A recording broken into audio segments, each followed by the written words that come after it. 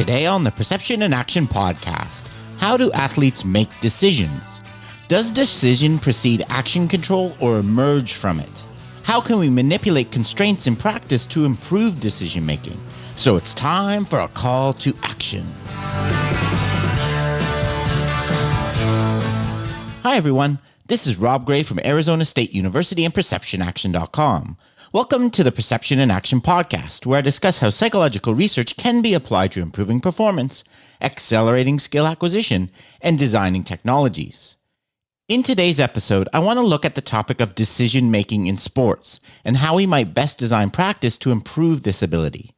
This is a topic I've considered before in episode 117, when looking at the concept of shared affordances, and in episode 143, when discussing Gary Klein's recognition prime decision-making model. Today, I want to revisit and expand on some of these ideas. In particular, I want to start by looking at the ecological dynamical systems idea that decisions are emergent.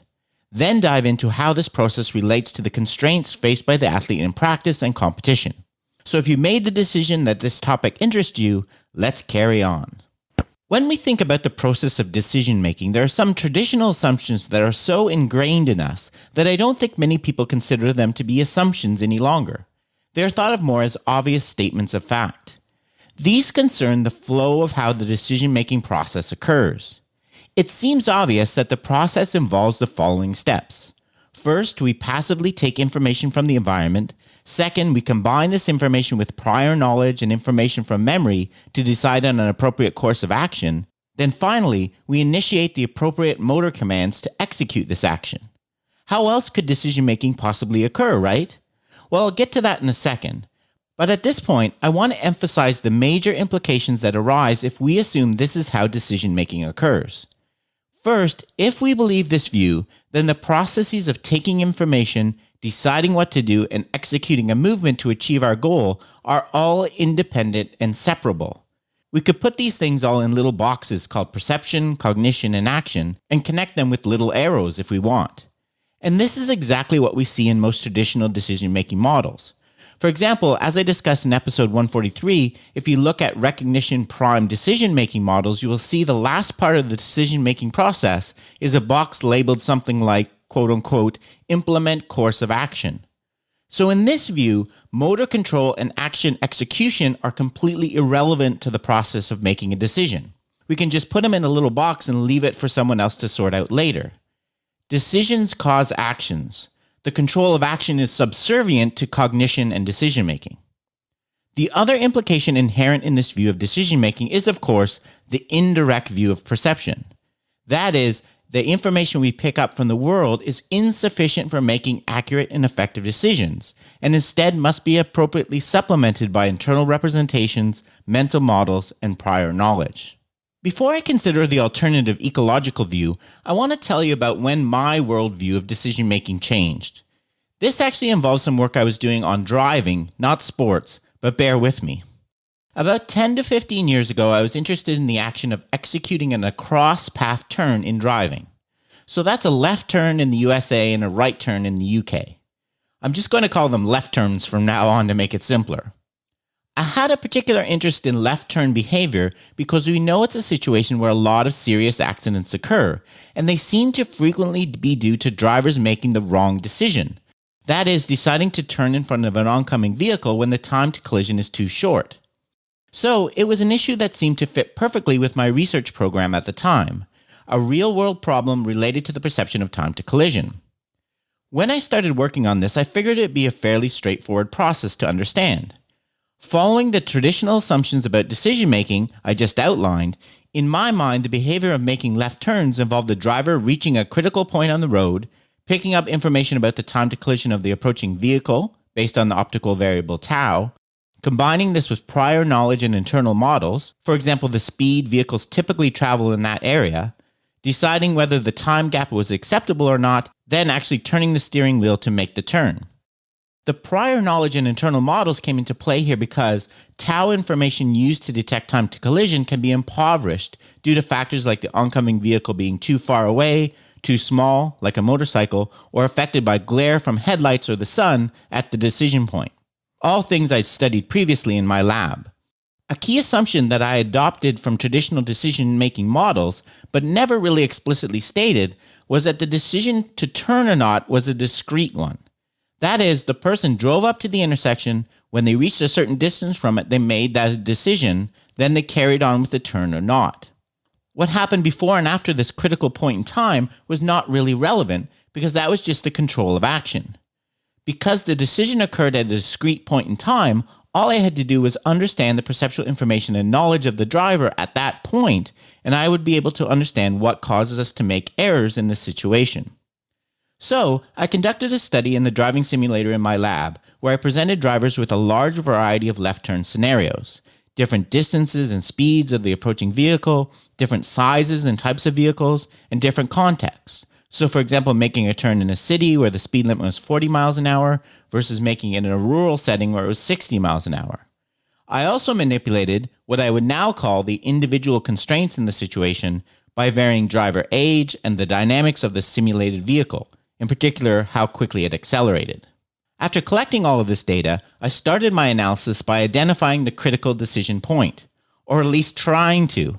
For this, I looked at the deceleration profiles of the participants' vehicles as they approached the intersections, and tried to identify the point at which they reached a particular value. But I couldn't. What I found was that how the drivers approached the intersection, both their speed and position in the lane, depended on other factors, or constraints, in particular the behavior of the oncoming vehicle. How could that be the case? They hadn't made a decision about the left turn yet. How could their actions be related to these factors? So I set that issue aside and tried to look at another question I thought would be straightforward. What is the critical time to collision gap at which drivers decide to turn or not? For example, was it 3 seconds or 5 seconds? Surely for the same set of drivers and road conditions, this must be fairly consistent. There must be some time gap at which drivers would make the turn most of the time if it was greater than that value, and not very often if it was smaller, like a perceptual threshold. For this, I assumed that the decision was being made at some critical distance from the intersection. Notice here that I am again building into the assumption that decision-making is discrete, not continuous. Drivers do or do not accept a gap at some instant in time. What did I find? The critical gap was one of the most variable things I've ever measured. When the gap was measured relative to this assumed decision point, the critical gap for a similar set of drivers ranged between 4 and 11 seconds, with a standard deviation of around 6. Sometimes drivers made turns with gaps less than 2 seconds, other times they decided not to turn when gaps were almost 10 seconds. The value of the critical gaps were also related to a bunch of things they're not supposed to be. For example, drivers accepted smaller gaps when the approaching vehicle was going faster. What? The whole point of doing a time-to-collision-based analysis is to take speed as a factor out of the equation.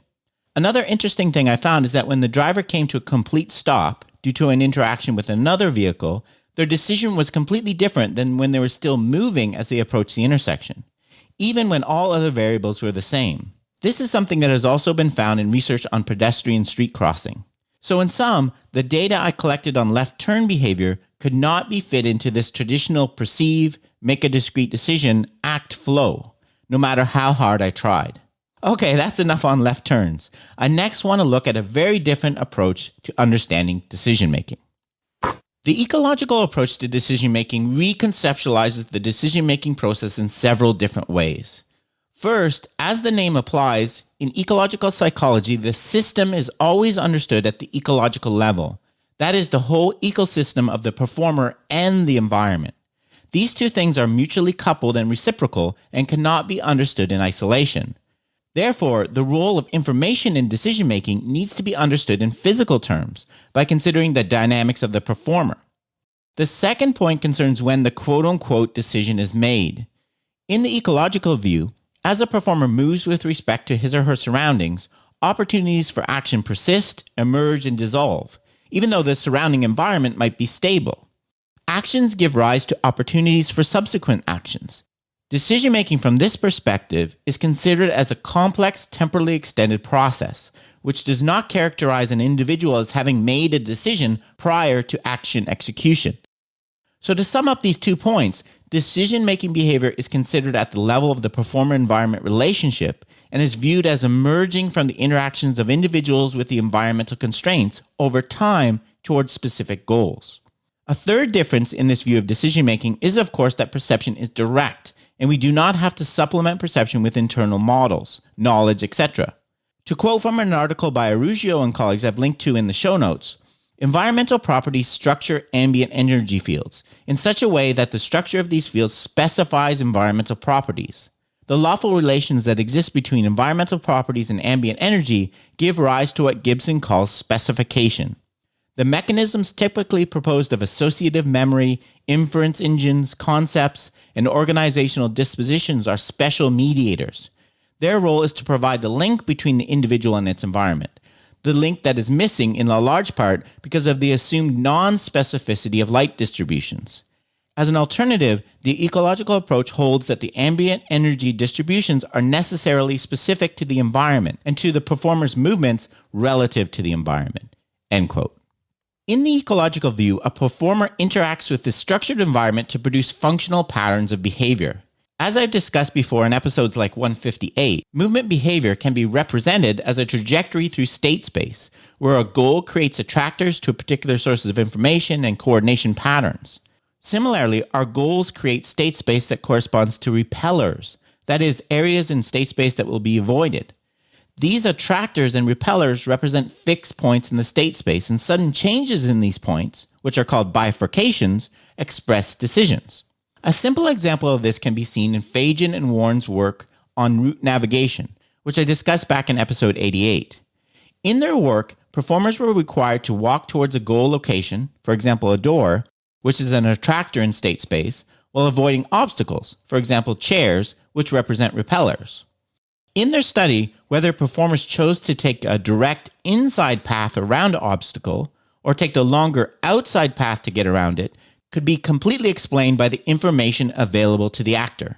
Quote, such a choice appeared as a bifurcation in the model dynamics, and the branch that was taken depended on the agent's initial conditions. Fagin and Warren found that participants switched from an outside to an inside path when the initial angle between the goal and the obstacle increased to 2 to 4 degrees, and as the distance of the goal decreased. There was a switch to an inside path when the initial target obstacle angle increased to 2 to 4 degrees as the goal got closer. Such a choice appeared as a bifurcation in model dynamics. Route switching behavior resulted from competition between the attractiveness of the target, which increased with the angle and the nearness of the target location, and the repulsion of the obstacle, which decreased with the angle.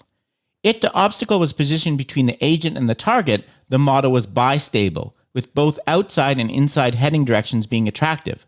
The route that was selected depended on the agent's initial conditions. End quote. So in other words, route selection behavior emerged from the process of a performer steering towards a goal and away from obstacles while walking. Decisions were not based on some high-level representation or planning.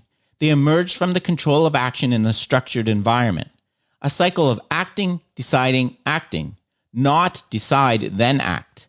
Certain combinations of the information variables, for example, when our goal is close by but there's an obstacle in the way, create instabilities that lead to sudden shifts in the state space, which appear as a major quote-unquote decision. For example, an abrupt turn to take an outside path. In the ecological view, this whole process begins with an intention, a behavioral goal. At the point where the intention is made, the performer does not plan and decide on the entire action to achieve it. Instead, they execute an action that is appropriate based on the existing information. For example, avoiding the object right in front of them. With each step closer to the goal, the information detected and used for the action must become even more specific, narrowing the possible action paths available for the movement system until ultimately, at the moment of goal accomplishment, the emergent path becomes uniquely defined. Choices are made at bifurcation points where more specific information becomes available, constraining the environment-athlete system to switch to the most functional path. A really key difference between the ecological and traditional views is what makes a good decision maker.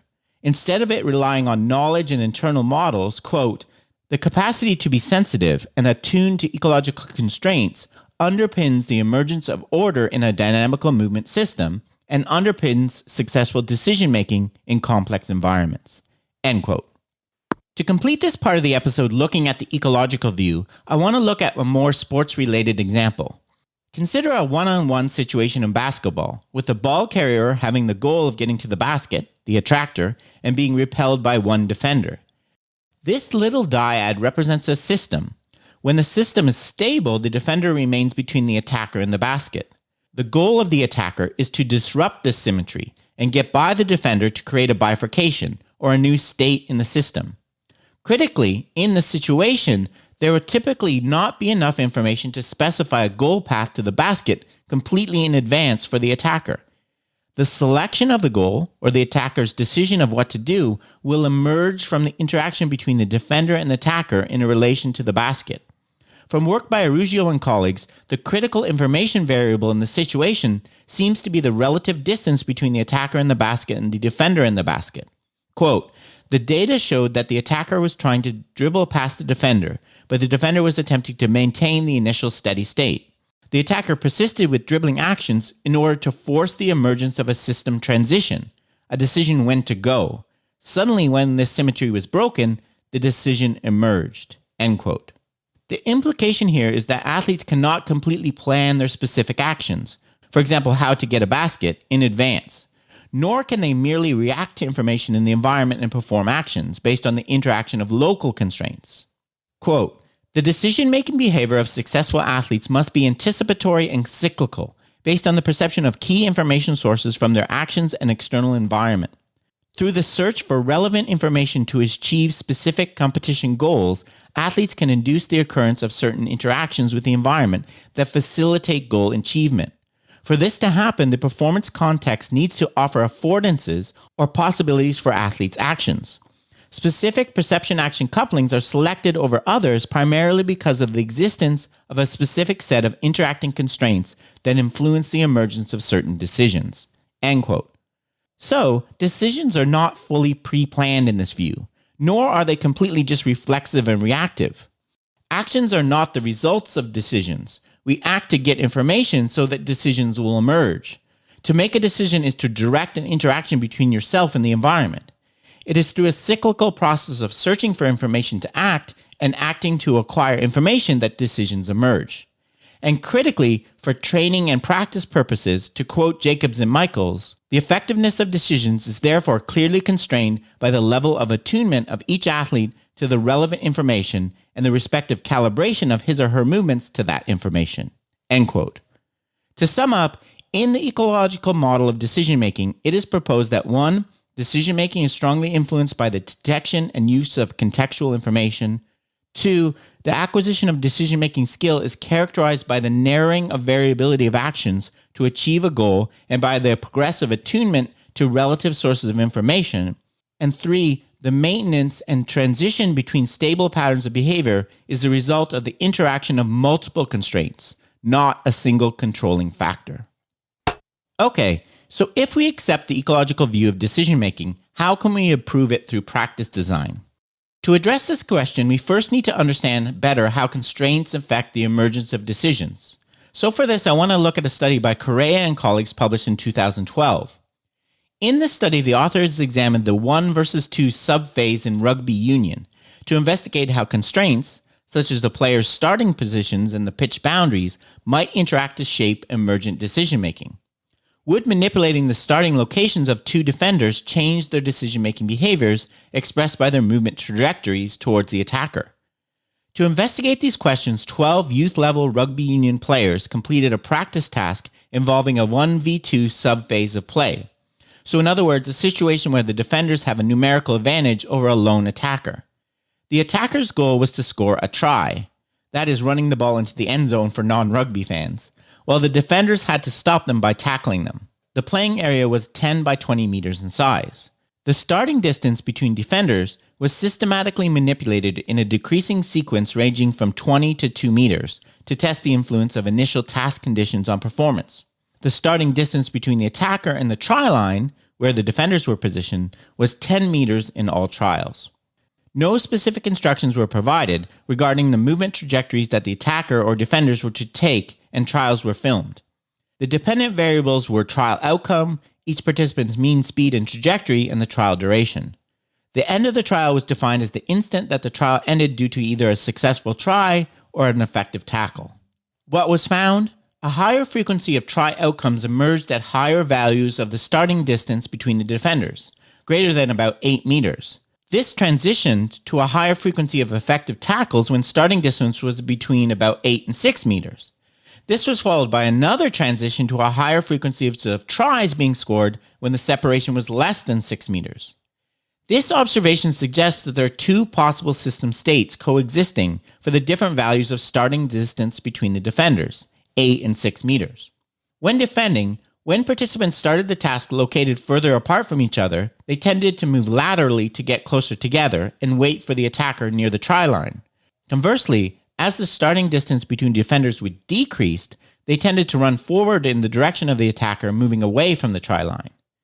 This is a good example of how task constraints, like the distance between players and the goal, led to the emergence of different decisions. Behavior is flexible and adapted in a goal-directed manner to the current information and task constraints. It also suggests how it can improve decision-making in practice. Quote from the article, "Training tasks must be designed to allow performers to exploit functional, adaptive movement behaviors that emerge under constraints, like different distances and positions of opponents and goals." End quote. The key here is focusing on the athlete-environment relationship and not separating it. The last article I want to look at is one by Passos and colleagues published in 2008 that expands on these training ideas. In this article, the authors point out the logical fallacy of training players to prepare for certainty of actions when the game they're playing is inherently uncertain. Quote, "Coaching methods are adopted which seek to decrease the variability of actions in players and the uncertainty of their decision-making processes. For example, practicing skills unopposed or with passive opposition in order to facilitate the skill's performance, or practicing repetitive drills to reduce the uncertainty of movement skill performance." This trend in coaching mirrors a significant proposal in psychological science that automatizing motor skill performance can reduce the information processing burden on individuals. However, competitive team games are not stable contexts in which information is certain. Successful players need to adapt their actions to the dynamically changing environment that characterizes the typical team game. End quote. As I discussed a few moments ago, the traditional information processing approach is to assume that decision-making is programmable by developing simple stimulus-response relationships in training. The ecological view takes a very different approach to this by focusing on constraints manipulations and adaptability. Quote, "The aim of constraints manipulations by the practitioner is for the player to become better attuned to the relevant perceptual variables required to successfully perform a specific task. Manipulating constraints allows performers to search for alternative task solutions, improving their ability to cope with inherent performance variability in dealing with unpredictability." End quote. In their article, Passos and colleagues develop a 4-stage model for training decision-making, which includes 1. Identifying the problem, 2. Setting out a strategy to solve it, 3. Creating an action model, and 4. Building an exercise. Let's look at this in more detail using rugby as an example again. An example problem that can be identified in rugby that a coach might want to improve in practice is when an offensive group of players cannot advance the ball forward effectively. Or, in dynamics terminology, they cannot perturb or destabilize the system formed between themselves and the defenders. This problem can be linked to 2 major task constraints: the timing of decisions and actions, and the space left open to be used by attackers. Having identified one or more of these issues as the problem, the second step is to set up a strategy, or in other words, a coach deciding on the constraints manipulations to be used in practice. For this, the authors recommend using video or notational analysis to identify action possibilities and strengths and weaknesses. The third step involves creating an action model. Quote, "Based on the action possibilities previously identified, the coach should develop an action model, which is a collective movement pattern that aims to provide stability to the team's collective actions through task constraints, such as the relative positioning and outlining of roles to be performed. An action model needs to define the player's functions according to their position in the micro-unit. For example, whether they are the ball carrier, first and second receivers, or inside and outside supporters." End quote. It's important to note that even though these players have specific roles and their task constraints, players within the unit have what is commonly called order for free. That is, the potential for overall goal of the unit to be achieved through self-organization and self-adjustment. Finally, to build a training exercise, the authors propose focusing on task constraints including the following. 1. Changing rules without losing the game logic. A good example is to set up a practice game so that players can only carry the ball with two hands. Imposing this rule encourages young players to learn to run with two hands on the ball while also increasing passing options. 2. Changing field dimensions to leave more space available to be explored by attackers. 3. Manipulating players' starting positions. This coaching strategy varies the amount of time attackers and defenders have to act, and as we saw a few moments ago, changes the decisions that emerge. And 4. The number of players involved in the practice task, which again affects the space available for the attackers. In sum, this paper proposes that decision-making skills of players can be best enhanced under practice task constraints that provide a balance between variability and stability. Stability provides the structure to the player's performance, while variability allows them to deal with the uncertainty of situational specific task demands created by the specific opposition and performance conditions. To achieve this balance between stability and variability, training sessions should be based on practice tasks with constraints that are being constantly manipulated by coaches. Forcing players to satisfy specific task constraints imposed on them directs them to explore the playing environment for unique solutions to problems created by the opponents and positioning of their own teammates. So to sum up, today I looked at the ecological view that decision-making is an emergent process that is embedded within the control of action. If we accept this view, there's some important practical implications for coaching. First, it clearly contradicts the view many coaches express that athletes must learn the quote-unquote basic techniques or skills first before they're faced with decision-making situations in practice. Otherwise, they won't be able to realize the goals of their decisions. Or stated another way, if an athlete can't dribble around a cone, they won't be able to dribble around an opponent. In the ecological view, this idea is flawed because it assumes that the control of action, the so-called technique, is separable and subservient to the process of making decisions. Second, the ecological approach takes a very different view of how we become effective decision makers. In the traditional view, this involves accumulating knowledge and enriching one's mental model so that the correct action can be selected once the situation has been identified. Again, under this assumption, it's possible to train decision-making offline, for example, by looking at schematics of plays on whiteboards. In the ecological view, improving decision-making comes from better attunement to the information in one's environment and better calibration between one's movement and this information. Thus, decision-making can only be improved by training in context with perception and action coupled. A third point I wanted to make concerns the incorrect assumption that a lot of people have about the ecological view of decision-making. That is, if actions are not pre-planned based on decisions derived from memory and internal models, they must be just purely reactive, such that we're just reactive stimulus-response unthinking robots out there. But as I've discussed in several previous episodes, the control of action in the ecological view is not simply reactive, it's prospective, such that information is used in an anticipatory manner towards achieving a future state or goal. Finally, in the ecological view, the most effective way to create better decision makers in sports is by manipulating constraints in practice. As we saw in the rugby studies I discussed, the actions that emerge are highly sensitive to the initial conditions faced by an actor. For example, the relative distance of defenders, obstacles, or goals. These constraints shape the movement through and structure of state space, leading to a decision, moving towards an attacker or cutting inside an obstacle or outside of it. By giving an athlete exposure to different constraints in practice, they become attuned to the relationship between the information and the environment and successfully achieving their goal. Okay, that's it for today's episode. Remember, you can contact me at robgray@asu.edu or follow me on Twitter at ShakyWeights. To find out more about the podcast, please check out perceptionaction.com. Finally, to support the podcast and receive bonus materials, including written transcripts, please head over to patreon.com/perceptionaction. This is Rob Gray from ASU. Cheers for now, and keep them coupled.